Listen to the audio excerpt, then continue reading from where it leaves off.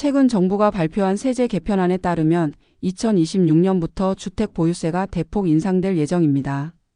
특히 다주택자나 공시가격이 높은 주택을 소유한 분들에게는 사실상 보유세 폭탄이라 불릴 만큼 부담이 클 것으로 예상되고 있습니다. 이에 따라 부동산 시장은 물론 국민의 세 부담에도 큰 변화가 예상됩니다. 이제 그 내용을 자세히 설명드리겠습니다. 먼저 보유세는 부동산을 소유한 사람이 매년 납부해야 하는 세금으로 재산세와 종합부동산세로 구성되어 있습니다. 재산세는 지방자치단체에 납부하는 세금으로 모든 주택 보유자에게 적용되고, 종합부동산세는 공시가격이 일정 수준을 초과하는 고가 주택이나 다주택자에게 부과됩니다. 이번 개편안에서는 이 두 가지 세금 모두의 변화가 생기게 됩니다. 우선 종합부동산세의 과세 기준이 강화됩니다. 지금까지는 1세대 1주택자의 경우 일정한 공제 금액이 적용되었지만 내년부터는 그 기준 금액이 하향 조정됩니다.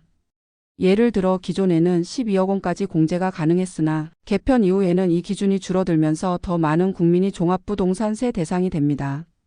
특히 서울 강남이나 용산 등 공시가격이 높은 지역에 거주하는 분들께서는 실거주 1주택자라고 하더라도 종합부동산세를 납부해야 할 가능성이 매우 높아졌습니다. 또한 다주택자에 대한 세율도 높아집니다. 2주택 이상 보유자의 경우 그동안 완화되었던 중과세율이 다시 강화되며 조정 대상 지역 내 다주택자는 최고 세율까지 적용받을 수 있습니다. 이에 따라 강남이나 목동, 분당 등 인기 주거지에 여러 채의 주택을 보유하고 있는 분들은 상당한 세금을 감당해야 할 상황입니다. 기존의 양도소득세 중과 완화는 유지되지만 보유세의 부담이 훨씬 더 커지므로 실질적으로는 보유 자체가 부담이 될 수밖에 없습니다. 정부는 이러한 정책을 통해 부동산 투기를 억제하고 주택의 실수요자 중심의 시장을 만들겠다는 의도를 밝혔습니다.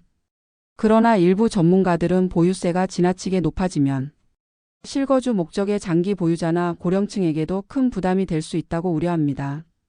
특히 은퇴 후 고정 수입이 없는 고령층의 경우 집은 있지만 현금 여력이 부족한 경우가 많아 세금을 내기 위해 대출을 받거나 주택을 처분해야 하는 상황이 올 수 있다는 목소리도 커지고 있습니다.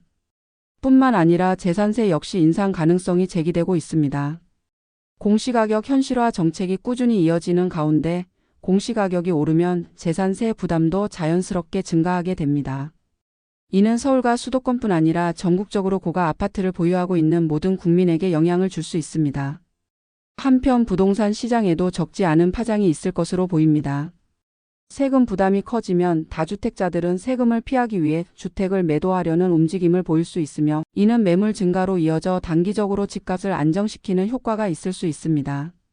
그러나 수요에 비해 매물만 많아지면 시장이 불안정해질 수도 있고 또 다른 투기적 수요를 자극할 우려도 있습니다. 특히 대출 규제가 여전히 엄격한 상황에서 보유세 인상까지 더해지면 실수요자의 주택 구입도 어려워질 수 있습니다.